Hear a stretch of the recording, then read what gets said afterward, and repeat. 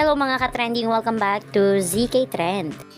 Panibagong achievements na naman ito para sa ating Donnie Pangilinan at Bel Mariano dahil napasama nga ang dalawa sa mga inductees ng Herman Moreno Walk of Fame Foundation. Mark your calendar na nga mga kababis dahil ngayong March 6, magaganap na nga ang Unforgettable Evening of Stars, Success and Celebration. Ayon nga dito, founded by the Herman Moreno Walk of Fame Foundation, the annual Eastwood City Walk of Fame highlights the excellence and contributions given by these exceptional individuals. This year, we proudly present our well-deserved inductees to the Eastwood City Walk of Fame para nga sa telebisyon kasama ang ating Donnie Pangilinan at Bel Mariano.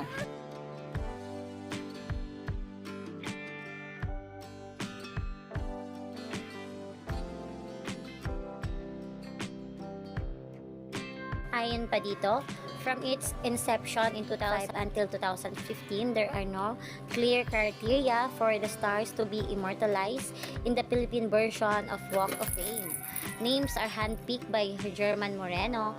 Moreno at times as claimed inductees are picked not by request of the inductee, but by the person's popularity and contribution to the Philippine entertainment industry, and in some cases, based on a person's contribution to the Philippines. This was changed in 2016 when his son Federico Moreno took over as president and general manager, where the list of inductees, similar to the Hollywood Walk of Fame, are being selected by the Herman Moreno Walk of Fame Foundation's selection committee into 6 categories: movies, television, news and public affairs, radio, music, and theater.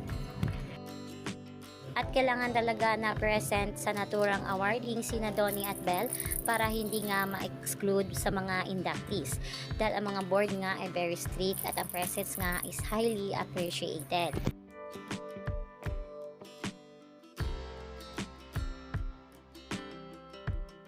Konfirmado na nga na pupunta nga si Bel ayon nga dito kay Mami Bang, at naghintay na lang si Mami Bang sa confirmation nga ng Donnie's team kung dadalo ba itong si Donnie. Marami nga ang natuwa dahil nga sa mga nakatanggap ay si Bel nga ang pinakamatang inductee sa naturang Walk of Fame. Kaya naman congratulations na agad aming Donnie at Bel.